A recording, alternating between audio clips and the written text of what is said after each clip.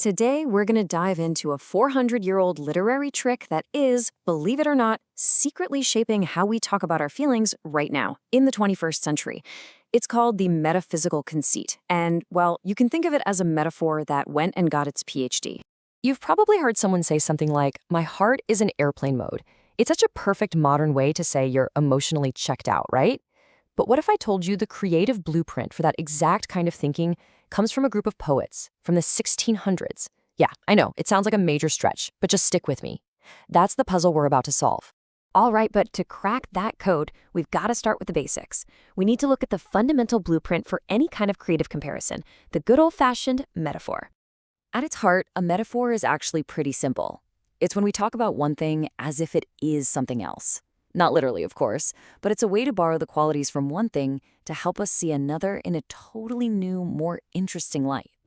Now, every single metaphor has two key parts. The fancy terms are the tenor and the vehicle. But think of it this way. The tenor is the actual thing you're trying to describe. And the vehicle? That's the cool, imaginative idea you're using to carry the meaning across. So for instance, when we say time is a thief, our actual subject, our tenor, is time.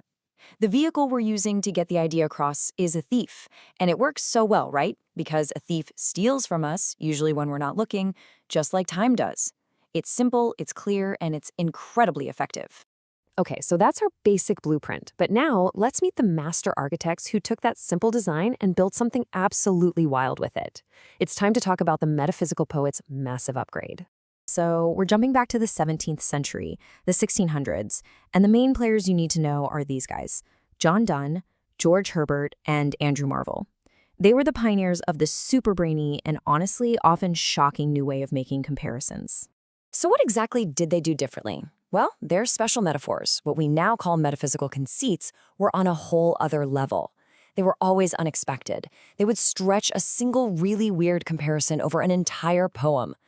They mixed deep, raw emotion with cold, hard logic, pulling ideas from really complex fields like science or law or even theology. But here's the crucial difference. They weren't just comparing two things. They were building a clever argument to prove a point. Look, the best way to really get this is to see it in action. So let's put one of these brilliant 400-year-old ideas under the microscope and decode it together. And here it is, from the master himself, John Donne. He's writing this poem for his wife because he has to go away on a long trip. And to explain their love, he says their two souls are like the two legs of a drawing compass. You know, the kind you use in geometry class. Yep, you heard that right. Two lovers, full of passion and sadness about being apart, are being compared to a cold, metal math tool. This is that unexpected quality we were talking about, in a big way. What on earth is he trying to prove with that? And this is where the genius kicks in. He built a logical argument. Just think it through. Step 1. He says his lover is the fixed foot of the compass. She's the stable center who stays home. Step 2. He's the other foot, the one that has to travel and roam around. But, and here's the key, Step 3. As his foot moves away, her foot, the fixed one, leans toward it. They're always connected. And what do they create together? A perfect circle. His journey will always end exactly where it began, back with her. See? It's not just a cute romantic image. It's a logical proof that their love is unbreakable. Absolutely brilliant. Okay, so this is way more than just some dusty old literary trick. It's a powerful way of thinking that is 100% alive and well today. Let's connect this 400-year-old idea all the way back to that airplane mode heart we started with. The formula is exactly the same. Take a complex feeling and compare it to a technical, logical system. The only thing that's really changed is our vocabulary. Where John Donne pulled his comparisons from alchemy and map-making, we pull our big ideas from technology, social media, business, and medicine. Here's a perfect example. You're not just saying you're tired. You're building a little logical argument. My brain works like a router. It has limited bandwidth. When too many things try to connect at once, it just overloads and disconnects. That is a modern metaphysical conceit.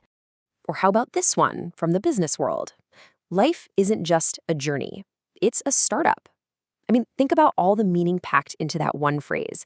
It implies risk, the need for investment, the high chance of failure, and the strategy of constantly changing course, pivoting until you find something that actually works. See how much more specific and powerful that is? And let's bring it right back home.